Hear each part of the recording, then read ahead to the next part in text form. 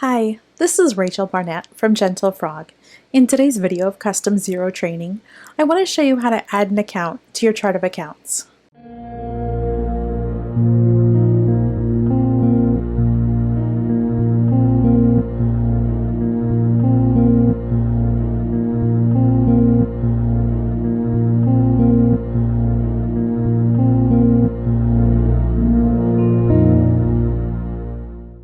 When you're looking at your Xero dashboard, you're going to see these headers across the top. There's dashboard, business, accounting, project, contacts. We want to click on accounting. Once we click on accounting, we're going to go down and we're going to click on chart of accounts. This opens up our chart of accounts. Toward the top of the list, there's this little button that says add account, and we're going to do exactly that. But first, I want you to kind of see something. What I want to do is I want to add an expense account for education.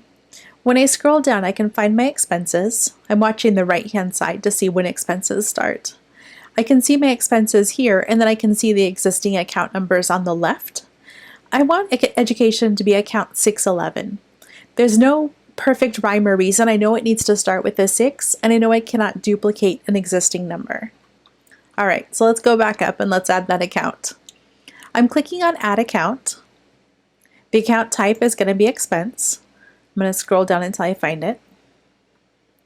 So we're going to say expenses, and then we're going to say 611. And then we'll call it, it's nice, it tells me that it's available, education expense. I don't need to add a description. I'm going to take the tax off. I'm just going to say it's tax exempt. And then I'm going to click on the save. All right, education's been added. Let me just look down the list and see if there's anything else we'd like to add. So I've got a couple of revenues. I've got sales revenue, other revenue, interest revenue. Let's go ahead and add consulting while we're at it. So let's click on Add Account, account type, revenue. We'll go ahead and choose account number 410. Again, what we know is that it can't replicate or it can't be the same as an existing account number, and revenue accounts start with a 4. Let's go ahead and call this consulting income. Again, with the tax, I'm going to take that off, and I'm going to click Save. All right. I think you get the idea. To add accounts, you just kind of look down the list and see what's the account number that I'm going to use for my new account.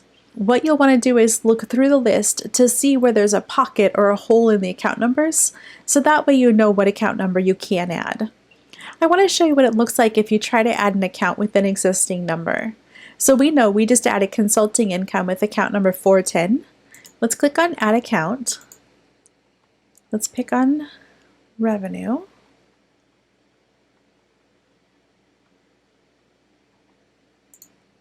And we're going to call it 410, which is exactly the same as what it already is. And it says, oh no, 410 is not available.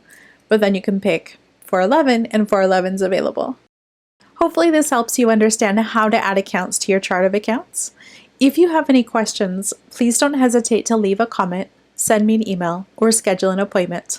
Thank you so much.